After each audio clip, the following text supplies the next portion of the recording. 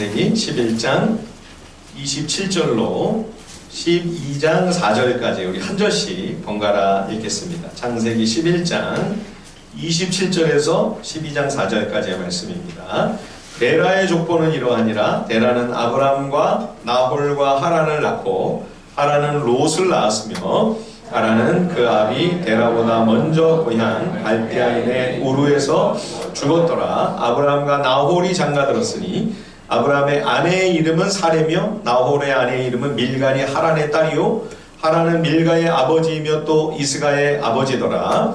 사레는 임신하지 못하므로 자식이 없었더라. 데라가 그 아들 아브람과 하란의 아들인 그의 손자 롯과 그의 며느리 아브라함의 아내 사레를 데리고 갈대아인의 우르를 떠나 가나안 땅으로 가고자 하더니 하란에 이르러 거기 거류하였으며 데라는 나이가 205세가 되어 하란에서 죽었더라. 여호와께서 아브라함에게 이르시되 너는 너의 고향과 친척과 아버지의 집을 떠나 내가 내게 보여줄 땅으로 가라. 내가 너로 큰 민족을 이루고 내게 복을 주어 내 이름을 창대하게 하리니 너는 복이 될지라. 너를 축복하는 자에게는 내가 복을 내리고 너를 저주하는 자에게는 내가 저주하리니 땅의 모든 족속이 너로 말미암아 복을 얻을 것이라 하신지라. 이에 아브라함이 여호와의 말씀을 따라갔고 롯도 그와 함께 갔으며 아브라함이 하란을 떠날 때에 75세였더라. 아멘. 오늘 읽은 이 창세기 11장과 12장은 하나님께서 인간을 구원하시는 이 거룩한 서사에 있어서 상당히 중요한 분기점입니다. 하나님을 떠난 죄인들이 어떻게 더욱 완고하게 자신들의 길을 고집하게 되었는가. 그럼에도 불구하고 하나님께서는 그 와중에도 어떻게 하나님의 의롭고 선하신 뜻을 더 확고하게 성취해 가시는가. 그 갈림길이 확연히 드러나는 대목이 오늘 우리가 읽은 이 11장 마지막 부분과 12장 첫 번째 대목입니다. 먼저 이 창세기 11장은 유명한 바벨탑 사건을 기록하고 있죠. 탑이라고 하니까 예전에 우리 저 잠실에 그 타워가 초고층 빌딩이 쫙 건설이 되고 있을 때 우리 성도님들과 장례식을 가다가 차 안에서 성도님 한 분이 저한테 그런 얘기를 하더라고요. 목사님, 저 고층 빌딩을 볼 때마다 바벨탑이 생각이 납니다. 예. 이 탑이라고 하니까 우리는 높이만 자꾸 생각을 해요. 그런데 여러분 오늘 이 창세기 11장의 이 바벨 건립은 높은 탑을 쌓는 게 핵심이 아니에요. 자, 11장 4절과 5절을 한번 보십시오. 창세기 11장 먼저 한번 보겠습니다. 4절 5절 또 말하되 성읍과 탑을 건설하여 그 탑 꼭대기를 하늘에 닿게 하여 우리 이름을 내고 온 지면의 흩어짐을 면하자 하였더니 여호와께서 사람들이 건설하는 그 성읍과 탑을 보려고 내려오셨더라. 죄인들이 지금 이 공사를 시작하는데 그 취지를 명확하게 얘기하죠. 성읍과 탑을 건설하자는 겁니다. 그래서 하나님께서도 인간들이 지금 건축을 시작한 이 성읍과 탑을 보시려고 직접 오시죠. 여기서 이 성읍은 도시를 말합니다. 고대의 도시라고 하면 한 국가입니다. 그러니까 지금 이 사람들이 뭘 하려는 거냐? 나라를 세우려는 겁니다. 더 높은 탑 쌓기 정도의 사건이 아닌 거죠. 그러니까 얼마나 이게 중요한 의미가 있는 사건이면 하나님이 직접 보려고 내려오셨겠습니까? 그렇다면 여러분, 이 공사를 주도한 사람들이 누굴까요? 창세기 10장에 바로 앞에 그 힌트가 있습니다. 창세기 10장에 보면 노아의 계보가 쭉 나오죠.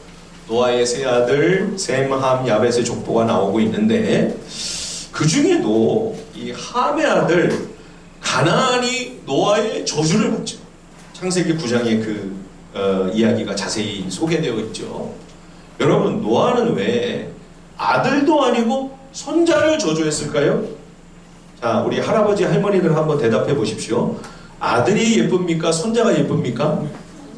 물어보나 마나죠. 이걸 질문이라고 합니까? 그런데도 어떻게 노아는 아들도 아니고 손자를 저주를 했을까요? 노아 시대의 대홍수 심판이 온 세상을 휩쓸었죠. 여러분, 그렇게 두려운 하나님의 진노의 심판이 온 땅을 휩쓴 이유가 무엇입니까? 동생을 죽인 가인의 후예들이 처음 이 땅에서 인간의 문명이라는 것을 이제 발전시키기 시작합니다. 근데 이 가인의 후예들의 이 초기 문명을 보면 가인의 6대선 라멕만 보더라도 일부 다처제가 벌써 나옵니다. 하나님이 지으신 가정의 창조 질서를 벌써 무너뜨리는 거죠. 그리고 가인의 후손들이 무기를 만들어요. 그리고 이 무기를 갖고 이 라멕이 이웃을 막 해치고 사람들 죽이는 것을 우습게 여겨요. 살인과 폭력이 난무하고 서로를 해치고 죽이며 승자가 모든 것을 차지하고 패자는 다 잃는 무시무시한 투쟁이 시작이 되는 거죠. 그렇게 폭력과 살인이 난무하는 무서운 세상이 되는 바람에 하나님께서 분노하시고 대홍수 심판을 내리실 수밖에 없었던 겁니다. 그 트라우마가 아직도 생생한데 함의 아들 이 노아의 손자 가나안에게서 바로 그 심판 직전에 가인의 후예들에게서 보였던 그 탐욕과 폭력의 영성이 그대로 고스란히 나타나고 있었기 때문에 노아가 일찍부터 그 이질적인 영성을 보다가 한 사건을 계기로 이 가나안을 저주할 수밖에 없었던 것이죠. 실제로 이 가나안이 이제 팔레스타인에 정착하게 되는데 그 땅의 가나안 후손들의 삶의 모습을 보십시오. 그들의 문화와 그들의 종교를 보면 이 가인의 후예들 라멕에서 나타난 모습과 굉장히 비슷합니다. 몰렉 숭배를 하죠, 그죠? 몰렉 우상 숭배를 하는데 어린 자녀를 불태워서 제물로 바쳐요. 자기 욕심을 취하는 일을 위해서라면 수단 방법을 가리지 않는 잔혹함이 나타나죠. 가나안 백성들의 최고 우상인 바알 숭배도 마찬가지입니다.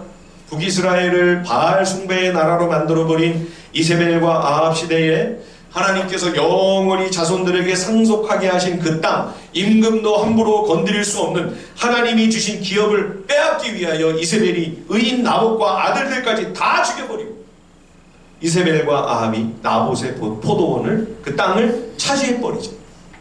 이게 가나안에서부터 가인에게서부터 시작해서 라멕과 그리고 가나안까지 이어진 이 사악한 세상 문명의 인간 나라의 이 실체입니다. 이 영성을 철저히 계승하면서 이제 장차는 이거를 더 세계적으로 확장시켜 나아가는 이 거대 제국이 태동하기 시작하는데 이때 등장하는 인물이 바로 창세기 10장에 나오는 함의 손자 구스의 아들 니므롯입니다. 창세기 10장으로 한번 가서 보십시오. 창세기 10장 8절, 9절, 10절을 보시면 제가 한번 읽어보겠습니다. 창세기 10장 8절에서 10절 앞에까지만 제가 보면요. 구스가 또 니므롯을 낳았으니 그는 세상의 첫 용사라. 그가 여호와 앞에서 용감한 사냥꾼이 되었으므로 속담에 이르기를 아무는 여호와 앞에 니므롯같이 용감한 사냥꾼이로다 하더라. 그의 나라는 시날 땅의 바벨과 그랬죠. 이 땅에 역사상 처음으로 용사가 나타났어요. 이 용사라는 말은 아주 강력한 힘을 가진 장사다 그런 말입니다. 용맹한 사냥꾼이라고 부연을 하죠. 그러니까 그에 비할 자가 없는 아주 강력한 용맹한 전사라고 하는 그런 의미인데요. 이 니므롯이 세운 나라가 시날 땅의 바벨이다. 그러니까 이 바벨이 바로 창세기 11장 초도에 나오는 바로 이 바벨입니다. 그러니까 이 대규모 공사를 추진한 주동자가 누구냐? 니므롯이죠. 예. 바벨 건축은 당시로서는 최신 공법을 적용을 합니다. 창세기 11장 3절에 보면 돌 대신 벽돌을 쌓아 올리죠. 아마 거대한 가마를 만드는 것 같아요. 일정 크기의 벽돌을 대량 생산할 수 있는 기술이 시작이 된 거죠. 전에 돌을 갖고 진흙을 이겨붙여 성을 쌓을 때는 돌의 모양이 제각각이니까 굉장히 시간이 많이 걸리죠. 정교한 기술자가 아니면 성 쌓는 일이 무너지지가 않아야 되잖아요. 균형이 잡혀가지고. 이게 쉽지 않은 거죠. 벽돌은 일정 크기가 아닙니까? 그러면 전문 기술자가 아니더라도 숙련만 되면 쉽게 비교적 성을 쌓는 거죠. 기간도, 공사 기간도 굉장히 단축이 됐겠죠. 그리고 이제는 진흙이 아니라 접착력이 강할 뿐만 아니라 방수도 되는 역청을 씁니다. 그러니까 전에는 불가능하던 더 높은 건축물의 축조가 가능해진 거죠. 그런데 이 니므롯이 이끄는 이 바벨 도시 건립 의도가 굉장히 악하고 불순한 동기였음을 우리들은 봅니다. 자, 창세기 우리 11장 4절로죠. 다시 한번 우리 다 같이 한번 읽어볼까요? 창세기 11장 4절과 5절 말씀입니다. 다 같이 시작. 또 말하되 자 성읍과 탑을 건설하여 그 탑 꼭대기를 하늘에 닿게 하여 우리 이름을 내고 온 지면에 흩어짐을 면하자 하였더니 여호와께서 사람들이 건설하는 그 성읍과 탑을 보려고 내려오셨더라. 예, 이 니므롯이라고 하는 그 이름의 뜻이 뭐냐면요, 반역자다, 그런 뜻입니다. 반역자. 이 건축의 목표도 단지 높은 탑, 그 정도가 아니라 지금 큰 도시를 건축하는 거라고 말씀드렸죠. 탑은 이 도시, 이 나라가 어떤 성격인가를 보여주는 상징적인 의미를 가지는 거죠. 옛날 성을 보면 밖을 감시하는 초소로 사용하는 높은 망대가 있는데요. 지금 이 바벨의 경우는 일반 필요 이상의 더 높은 망대를 쌓으려고 합니다. 탑 꼭대기를 하늘에까지 닿게 하자. 이렇게 높일 필요도 없고요. 할 수도 없는 일입니다. 그런데 왜 이렇게 표현이 과할까요? 지금 니므롯을 비롯한 죄인들이 자신들의 실력에 대한 자신감, 그들의 새로운 신기술에 대한 자부심이 대단합니다. 이제 하나님 필요 없어. 우리 인간의 지혜와 우리의 능력으로도 얼마든지 우리가 바라고 꿈꾸는 세상을 우리 손으로 만들 수가 있다. 그러면서 우리 이름을 내자고 그러죠. 이제 대놓고 하나님을 밀어냅니다. 이제 하나님의 자리는 없습니다. 오직 나의 이익, 나의 영광만을 추구하자. 그래서 궁극적으로 하려는 게 뭐죠? 온 땅에 흩어지지 않겠다는 것입니다. 하나님은 온 세상에 널리 널리 흩어져 생육하고 번성하라고 계속해서 거듭 축복하십니다. 흩어지는 것이 하나님의 뜻입니다. 그런데 이 니므롯은 흩어지지 말자고 그래요. 왜 하나님은 흩으려고 하시고 죄인들은 흩어지지 않으려고 할까요? 동생을 죽인 가인이 제일 먼저 한 일이 뭐냐면 최초로 성벽을 쌓기 시작했습니다. 여러분, 성을 쌓는 이유가 뭐죠? 하나님과 죄인의 관계가 틀어지니까요. 죄인에게는 그 하나님의 풍성한 은혜와 생명과 모든 하나님의 귀한 자원의 공급이 차질이 생깁니다. 이제는 죄인이 스스로 자기 힘으로 자기의 필요를 조달해야 돼요. 그런데 이 일이 만만치가 않아요. 가시덤불과 엉겅퀴가 막 나잖아요. 그죠? 땀을 흘리는 만큼 수출과 열매를 얻는 일이 뜻대로 잘 되지가 않아요. 그죠? 그래서 가인의 후예들이 무기를 만들어가지고 이웃을 폭력으로 약탈하기 시작합니다. 전쟁이 시작이 되는 거죠. 그래서 탈취한 전리품을 많이 쌓아 놓으려면 성이 필요한 거죠. 그리고 그거를 또 뺏기면 안 되잖아요. 그렇죠? 그걸 지키기 위해서라도 더 큰 성이 필요한 거죠. 그래서 큰 도시를 건설해서 흩어지지 않으려고 몸부림치는 거죠. 우리끼리 힘을 합쳐 더 견고한 성을 만들고 보다 더 힘과 세력을 키워 막강한 무기를 만들어서 우리만의 왕국을 이루고 우리의 힘으로 안정감을 도모하자. 이것이 여러분 세계사에서 인간 역사에서 제국주의가 시작되는 출발점입니다. 더 부강하고 막강한 세를 모아 약한 이웃, 그런 나라들을 짓밟고 그래서 우리들끼리만 오래오래 잘 먹고 잘 사는 강력한 힘센 국가를 만들어보자. 그러니까 이 지금 바벨은 하나님이 왕으로 다스리시는 하나님의 왕국, 하나님 나라 전혀 아닙니다. 이거는 인간이 왕이 되어 인간이 다스리는 인간의 나라입니다. 그러나 여러분, 모든 인간을 위한 나라도 실은 아니죠. 니므롯과 소수의 특권층만을 위한 탐욕스럽고 악한 나라일 뿐이죠. 그러므로 악한 죄인들이 흩어지지 않으려고 하는 의도는 분명합니다. 욕심 때문이에요. 결국 자신만의 아성을 쌓고 거기 안주하기를 원하며 하나님의 뜻을 거역하고 반역하고 있는 것입니다. 하나님 왕국은 주님의 뜻을 따라 그 말씀에 순종하며 하나님의 율법 정신을 이루어가야 합니다. 그렇게 하려면 자기 욕심을 내려놔야 돼요. 쌓아두면 안 됩니다. 널리 널리 펼치고 나누고 베풀며 섬겨야 합니다. 그게 흩어지라고 하시는 하나님의 의도예요. 그거를 안 하려고 하는 거죠. 오직 나 자신과 내 가장 가까운 이들만을 위하여 할 수만 있으면 더 많이 쌓아놓고 주님이 허락하시는 복과 은혜를 공유하는 것이 아니라 혼자 다 삼키려고 하는 거죠. 예수님은 제자들에게 저 5,000명을 먹여라 말씀하셨죠. 그런데 악하고 탐욕스러운 죄인들은 5,000명분을 혼자서 할 수만 있으면 다 자기가 꿀꺽 삼키려고 하는 거죠. 세상 나라는 하나님을 모르고 하나님 뜻에는 아예 관심도 없으니까 자기 욕심만 추구하며 산다고 치더라도 여러분, 거룩한 하나님의 공동체인 예수 그리스도의 교회가 흩어지지 아니하고 세상 나라들과 같이 인간의 왕국들처럼 오직 자기만을 위한 바벨탑을 쌓으려고 한다면 여러분, 그것을 진정한 주님의 교회라고 할 수 있을까요? 여러분, 우리 하늘비전 공동체는 흩어지는 공동체가 돼요. 우리가 처음 출발한 것도 여러분들이 오늘 본문의 아브라함처럼 그냥 편안한 곳에 안주하지 않으시고 좋은 교회 훌륭한 목사님이 계신데도 주님 말씀에 순종하여 흩어졌기 때문에, 떠났기 때문에 지금 우리 공동체가 이렇게 존재하는 것입니다. 그래서 오늘 우리가 이렇게 예배를 드리고 있습니다. 여러분, 우리 하늘비전 교회의 정신은 바벨탑을 높이 쌓는 것이 결단코 되어서는 안 됩니다. 혹시라도 우리가 사람이 더 많아지도록 하나님께서 그렇게 은혜를 주신다면, 교회가 혹시라도 더 커진다면 여러분, 바벨탑 되기 전에 흩어져야 됩니다. 예, 하나님의 뜻은 흩어지는 거예요.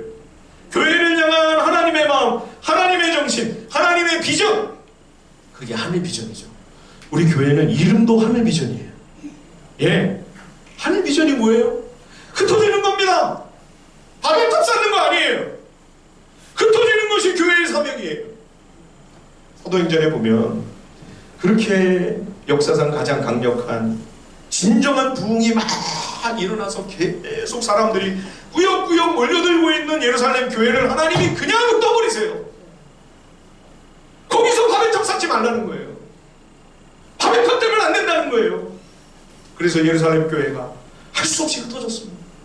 흩어지면서 비로소 그리스도인들이 유대인만 아니라 이방인들에게도 복음을 전하고 전도를 하기 시작했죠. 그리스도의 교회를 통해 선교가 시작이 돼요. 해외 선교가 시작이 돼요. 창세기 오늘 이 11장에 이 흩어진다는 단어를 이제 구약 성경을 헬라어로 번역한 70인경 성경이 있습니다. 예수님 오시기 약 한 300년 전쯤에 벌써 워낙 이 헬라 제국에 유대인들이 많이 퍼져 있다 보니까 이제는 모국어가 히브리어가 아니라 우리 이민 가가지고 미국에 1.5세 이제 2세대, 3세대가 나오잖아요. 그죠? 그럼 걔네들은 다 영어를 쓰는 거 아니에요? 그러니까 그들을 위해서 구약 성경을 헬라어로 그때 벌써 번역을 했어요. 예수님 오시기 3몇 년 전에 벌써. 그게 70인경이거든요. 그래서 그 70인경은 구약 성경인데 히브리어가 아니고 헬라어예요. 거기에 그 헬라어 성경을 보면 여기 이 흩어진다는 말이 뭐냐? 헬라어로 디아스포라입니다. 디아스포라. 온 세계 유대인들이 여러 이유로 많이 흩어져 있었죠. 그렇게 흩어진 유대인들을 디아스포라 유대인이라고 하지 않습니까? 그런데 이 디아스포라가 원래는 뭐냐? 씨 뿌린다는 말입니다. 씨 뿌린다. 요즘처럼 옛날에는 파종을 한 게 아니라 그냥 정말 바람 부는 대로 그야말로 흩어 뿌리는 거죠. 씨를. 예, 이게 디아스포라예요. 유대인들이 고향을 떠나 온 세계로 흩어져 많은 시련과 고난을 겪었습니다. 그러나 바울이 세계 선교를 시작했을 때 이들이 이미 흩어져 곳곳에 유대인들의 회당을 지어놓고 거기서 구약 성경을 가지고 말씀을 배우고 있는 거예요. 그래서 그 구약 성경을 접촉점으로 해서 예수 그리스도의 복음을 증거한 거죠.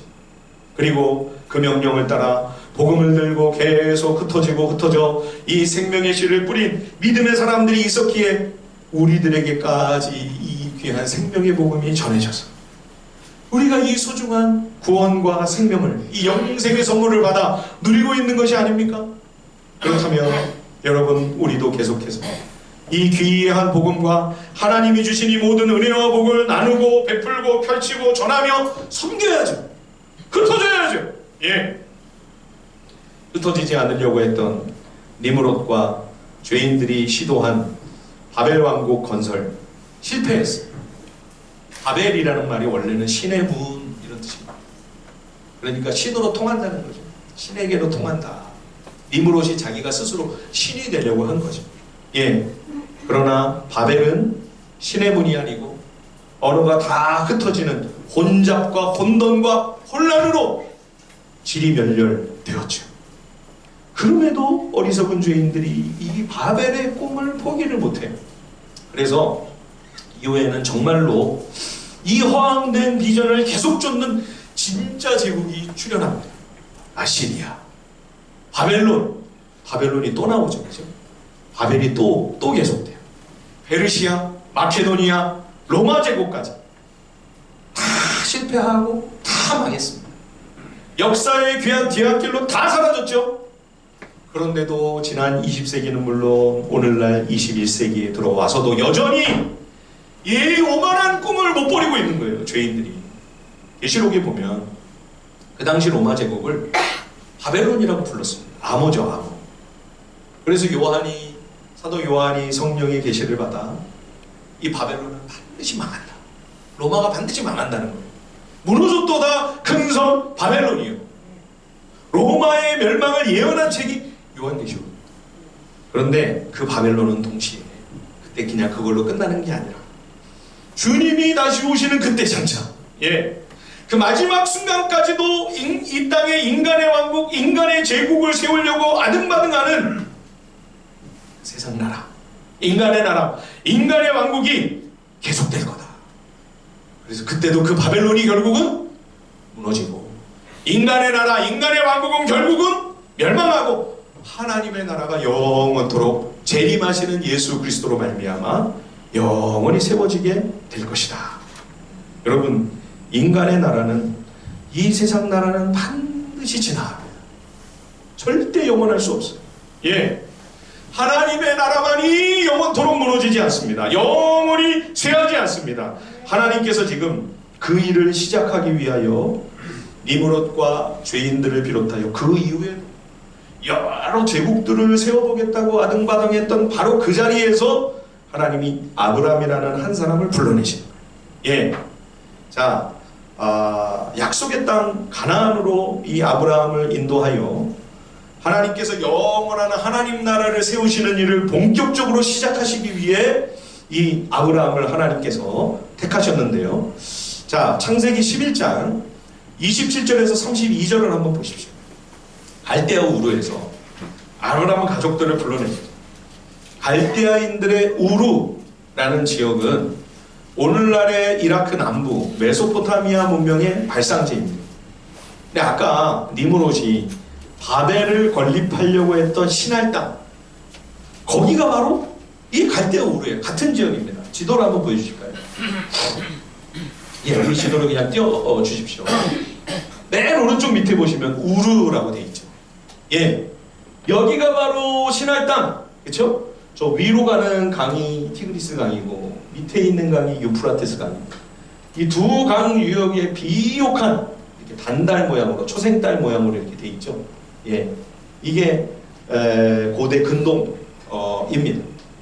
저 메소포타미아 문명이 출발한 바로 그 우르, 옛날 그 니므롯이 실패한 바벨을 건립하려고 했던 바로 그 자리에서 하나님이 아브라함이라는 사람을 불러내셔서 약속의 땅 가나안으로 인도하여 이제 아브라함과 다윗의 자손 예수 그리스도께서 세우시는 하나님 나라가 아브라함의 이 우르를 떠나는 이 순종의 발걸음을 통해 본격적으로 시작이 되는 것이죠. 유대인들이 이제 성경을 통으로 마치 우리나라도 정상, 제대로 된 기록된 역사가 있고 일반 사람들이 보는 야사가 있지 않습니까? 뒷이야기를 이렇게 정리해 놓은 유대인들도 성경 기록에 살을 붙여가지고 예로부터 그들에게 전해 내려오는 유대 문헌이 있습니다. 미드라시라든지 탈무드도 그런 거고요.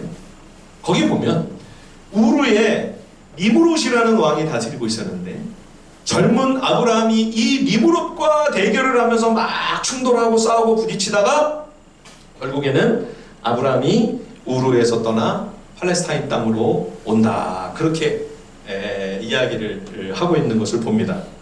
물론 니므롯은 아브라함보다 훨씬 이전의 사람이기 때문에 이 이야기를 곧이곧대로 받아들이기는 어려워요. 그럼에도 불구하고 의미 있는 부분이 있습니다. 뭐냐면 인간의 왕국, 인간 나라 건설의 주동자가 니므롯이었죠. 그런데 하나님은 하나님 나라를 세우시는 그 선구자, 그 개척자로 아브라함을 지금 택하신 것이 아닙니까? 그러니까 니므롯의 영성, 그것과 아브라함의 영성, 니므롯의 길, 아브라함의 길 전혀 다르죠. 예, 니므롯이 추구한 바벨의 정신과 흩어지지 않으려고 합니다. 예, 그리고 아브라함을 통해 하나님이 이루어 가시려고 하는 하나님 나라의 정신 정반대입니다. 충돌될 수밖에 없죠. 같이 공존할 수 없습니다. 자, 그런데 여러분 오늘 11장 마지막을 보시면 아브라함 가족들을 아브라함이 이끌고 우르에서 나오는 게 아니고 31절을 보십시오. 아브라함의 부친 데라가 아브람과 하란의 아들 손자 롯과 그리고 며느리인 아브라함의 아내 사레를 데리고 갈대아 우르를 떠나요. 고대에 먼 나라로 이주를 한다? 굉장히 무모하고 위험한 일입니다. 갈대아 우르는요, 예, 그 당시 가장 번화하고 발전한 고대 도시였습니다. 옛날에는 성벽 안의 도시 문화와 성 바깥은 전혀 다른 세계였습니다. 요즘에 우리가 생각하는 도시, 농촌 그런 정도로는 비교가 안 돼요. 예, 이 당시의 성 바깥은요 그냥 전부 들입니다. 황야예요. 황무지고 광야이고 사막입니다. 거기서 사는 사람들은 어떤 사람들입니까? 베두인이죠. 예, 아브라함도 이제 그런 생활을 합니다만 장막을 치고 살아가는, 여기저기 옮겨다니면서 목축을 하는 유목민, 나그네입니다. 고대 근동의 문화와 역사를 연구하는 학자들의 이야기를 들어보면 고대의 문자나 어떤 글자나 유물이라든지 유적, 이거는 다 성 안에 있던 것들이라고. 예, 그러니까 성 바깥에는 아무것도 없는 거예요. 글자도 문화도 문명이라는 게 전혀 없는 거죠. 예, 아무것도 그냥 없다고 보면 돼요. 그러니까 여러분, 이 안전하고 좋은 도시 우르라고 하는 이 안정적인 세계를 떠나 성 밖으로 잘 알지도 못하는 그런 먼 나라로 가기 위하여 나그네 생활을 자처한다? 이거는 자살행위나 다름없고 정말 어리석은 짓이죠. 그런데도 데라는 어떻게 자식들을 다 잃고 우르에서 나올 수가 있었을까요? 어떻게 그런 일이 가능했을까요? 우리 본문을 보시면 이 가정에 큰 시련이 있습니다. 거듭. 아브라함이 삼형제인데요. 데라가 세 아들 아브라함, 나홀, 하란을 낳았는데 막내 하란이 일찍 세상을 떠납니다. 결혼도 했어요. 아들 롯을 낳지 않았습니다.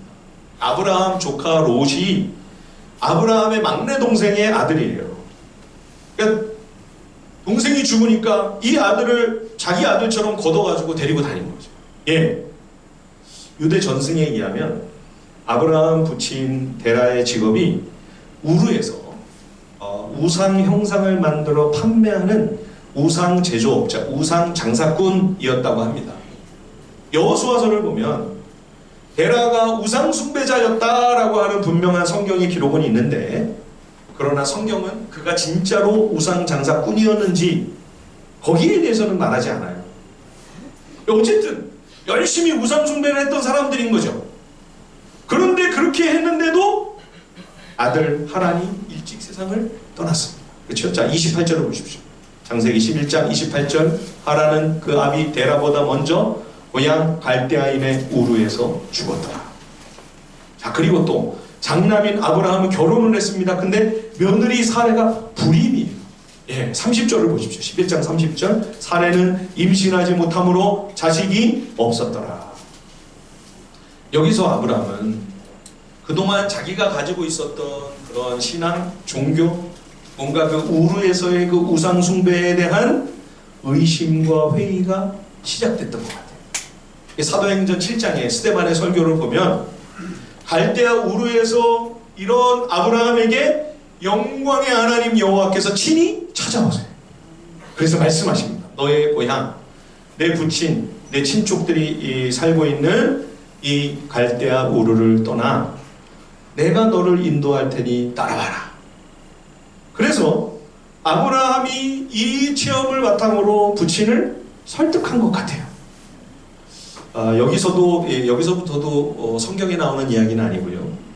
오늘 전설을 제가 좀 많이 말씀드리는데, 유대인의 전설에 이런 이야기가 있습니다. 우상 숭배에 대하여 큰 회의와 반항심을 품고 있던 아브라함이 어느 날 이제 아버지가 우상 가게를 비우고 아브라함한테 아들한테 맡기고 이제 자리를 비웠어요. 그런데 이 아브라함이 이 우상 조각들을 보다가 너무 화가 나가지고 전부 다 이거를 때려 부순 거예요. 몽둥이로. 예. 근데 그 중에 큰 우상 하나만 멀쩡하게 남겨놨습니다. 그리고 그 몽둥이를 그 큰 우상 앞에 딱 놓은 거죠. 예. 아버지가 이제 돌아와가지고 아브라함을 꾸짖으면서 막 화를 냈습니다. 이게 어떻게 되니? 그랬더니 아브라함이 뭐라고 하냐면 제가 보니까요 저 큰 우상이요 저 몽둥이를 들고 다른 우상들을 다 때려 부수더라고요. 예. 그랬더니 이 부친이 더 화를 내는 거죠. 아니 저 우상은 그저 나무고 돌일 뿐인데 어떻게 그런 짓을 저질렀다는 거냐? 그랬더니 아브라함이 기다렸다는 듯이 강복하게 아버지를 설득했다는 거죠. 그쵸 아버지, 움직이지도 못하고 듣지도 못하고 말도 못하는 이 나무요 돌뿐인 이 우상을 왜 우리가 섬기고 왜 저런 형상들을 우리가 어찌 만들어 사람들에게 돈을 받고 판다는 말입니까? 좀 전까지 성경을 이야기할 때는 다 조시던 분들이 눈이 그냥 반짝반짝 해가지고 전설을 얘기할 때는 그냥 탁 깨가지고 네, 또 은혜 받고 가셔서 또 성경 말씀인 것처럼 또 착각하시면 안 됩니다. 전설이에요, 전설. 유대인들의 전승에 이런 이야기가 전해져 내려온다는 거예요. 예. 그래서 데라가 마음을 돌이키게 되었다. 나름대로 그렇게 설명을 하는 거죠. 왜 이 데라가 자손들을 다 이끌고 저 좋은 우르에서 나왔을까? 그렇죠? 성경에 기록된 내용은 아니기 때문에 분명한 것이라고 할 수는 없겠으나 확실한 것은 사레의 불임과 데라 막내 아들 하란의 죽음, 이 시련과 고난이 아브라함 가정이 새 출발을 결단하고 풍족하고 안전한 우르를 떠나 여호와 하나님과 함께 위대한 신앙의 여정을 시작할 수 있는 의미심장한 첫걸음을 내딛는 소중한 계기가 되었다라고 하는 것은 부인할 수 없는 거죠. 인생의 시련과 고난이 여러분 꼭 나쁘지만 않습니다. 우리의 눈물, 나의 어떤 아픔과 사연, 내 깊은 상처를 통해서 하나님은 오히려 더 크고 놀라운 일을 행하실 수가 있는 거죠. 예, 여러분 좋다고 해서 다 좋은 것만은 아닙니다. 아무리 괴롭고 아프고 힘들고 어려운 일이라고 해서 꼭 그게 나쁘고 불행한 것만도 아닙니다. 하나님은, 우리 좋으신 하나님은, 나를 사랑하시는 하나님은 범사의 모든 것들을 다 합력하여 선한 일을 이루세요. 예. 자, 이렇게 출발은 잘했습니다. 그런데 이 데라 가족들이 바로 가나안까지 온 게 아니고요. 저 위에 보시면 바다마람 위에 제일 위에 하란이라고 되어 있잖아요. 예, 하란에서 멈췄습니다. 하란에서 얼마 동안 있었는지는 모르지만 한동안은 있었던 것 같아요. 여러분 왜 우르에서 하란으로 그리고 가나안으로 바로 와야 되는데 왜 하란에서 멈췄을까요? 우르에서 하란까지가 약 한 1200km 정도 되었을 것으로 추측을 합니다. 하란에서 가나안 땅까지는 또 800km입니다. 약 한 2,000km에 달하는 대장정. 예, 가족들을 다 데리고 가축들까지 다 데리고 가는 거잖아요. 그러니까 아마 우르에서 하란까지 가는데도 6개월 정도는 최소한 걸렸을 거다. 길게 보는 학자들은 1년 걸렸을지도 모른다. 이렇게도 이야기를 해요. 너무 지쳤을까요? 또 데라가 이제 나이가 많으니까 너무 이제 쇠약해져서 이 데라를 계속 모시고 이렇게 가는 게 이게 무리였을까요? 어쨌든 나중에 이제 하란에서 아브라함이 다시 출발하는데 그때 우르에서 나왔던 식구들이 다 그대로 오는 게 아닙니다. 아브라함의 바로 밑에 동생 나홀의 집안은 하란에 남습니다. 왜 그런 일이 있었을까를 생각해보면 좀 이해가 돼요. 우르나 하란이나 성 아니에요. 좀. 아까 고대의 도시와 이 도시 바깥의 성 바깥의 세상은 완전히 다른 세계라고 그랬죠. 그죠? 그동안 우르에서 하란까지 올 때는 죽을 맛이었겠죠. 우르에서 도시 문명을 누리면서 편안히 살던 사람들이 그 나그네 생활이 얼마나 고됐겠어요. 하란에 딱 와보니까 우르랑 너무 비슷한 거죠. 그리고 하란이 섬기는 우상, 난나라고 하는 그 우상은 달신인데요. 똑같은 우상을 또 섬기고 있는 거예요. 아마 데라와 나홀을 비롯한 가족들이 예전에 그 우르에서의 그 향수를 다시 한번 떠올리면서 그냥 익숙했던 그 하란에 그냥 안주해버리고 거기에 주저앉아버린 것이 아닐까. 예, 여러분 우리 신앙은 끝까지 믿음의 길을 가야 돼요. 중간에 지쳐 쓰러지고 낙담하고 실족하고 시험 들고 안주해서 더 가지 못하고 멈춰서 버리는 경우가 여러분 참 많습니다. 마지막까지 이 신앙의 길을 끝까지 가야 돼요. 여러분 힘들고 어려워도 어떤 시련이 있어도 어떤 시험과 난관이 여러분 우리를 가로막고 있어도 생명의 길이기 때문에 구원의 길이기 때문에 여러분 이 믿음의 여정을 끝까지 가셔야 합니다. 안주하고 계십니까? 여러분 주저앉아서 나 더 이상 못 갈 것 같아요. 그런 마음이 드세요? 하나님이 그냥 두지 않으십니다. 이 하란에서요 그 전의 그림 그냥 하란에서 데라가 죽습니다. 그리고 하나님이 다시 한번 하란에서 아브라함에게 나타나세요. 그래서 하신 말씀이 창세기 12장이에요. 자, 같이 한번 읽어볼까요? 창세기 12장 1절 2절 다 함께 읽어보겠습니다. 창세기 12장 1절과 2절입니다. 시작. 여호와께서 아브라함에게 이르시되 너는 너의 고향 친척과 아버지의 집을 떠나 내가 내게 보여줄 땅으로 가라. 내가 너로 큰 민족을 이루고 내게 복을 주어 내 이름을 창대하게 하리니 너는 복이 될지라. 아멘. 하나님께서 아브라함에게 복 주시마 약속하실 뿐만 아니라 더 나아가 뭐라고 하세요? 네가 복이 된다. 너는 복의 근원이 되고 네 존재 자체가 복이 되게 할 것이다. 그런 말씀이에요. 여러분 세상에 많은 신앙, 많은 종교들은 뭐예요? 복을 달라는 거죠. 더 많은 복을 달라는 거예요. 그런데 복음의 약속은 뭡니까? 내 삶 자체가 복이 되는 거예요. 세상의 환경이나 조건과 관계가 없어요. 여러분 돈이 많으냐 적으냐 아무 상관이 없습니다. 내 삶이 복이 되는 거예요. 내 인생 자체가 복이 되는 것입니다. 내 존재가 복이 돼서 내가 가는 곳마다 거기에 복이 임하고 내가 만나면 내가 접하는 사람들이 복을 받는 거예요. 이것이 여러분 복음이 약속하는 복입니다. 차원이 다르죠? 자, 창세기 12장 3절도 같이 한번 읽어보겠습니다. 12장 3절입니다. 시작.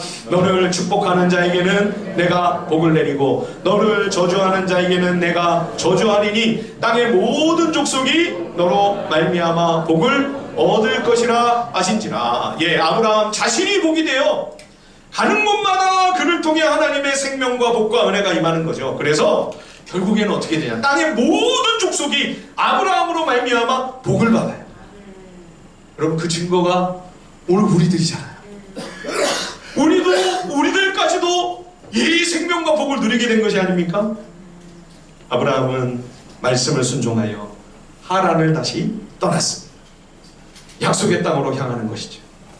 이 순종의 발걸음이 결국 그를 믿음의 조상으로 세웠고 그는 하나님 나라의 개척자로 귀히 쓰임을 받습니다.